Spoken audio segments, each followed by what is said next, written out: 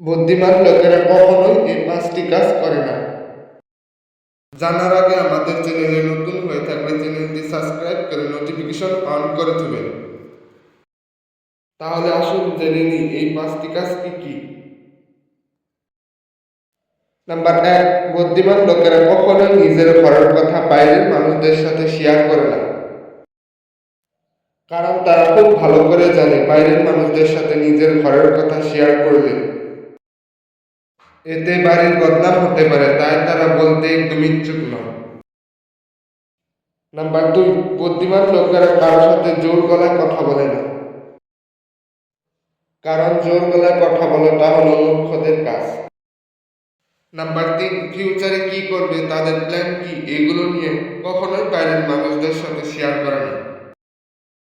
Number 4, তারা নিজের ভালোবাসার কথা এবং নিজের ব্যাংক ব্যালেন্স ইত্যাদির কথা কাউকে কখনোই বলে না। নাম্বার 5, বুদ্ধিমান লোকেরা কখনোই সময় বেকার নষ্ট করে না। তারা সময়ের কাজ সময়ে করে না।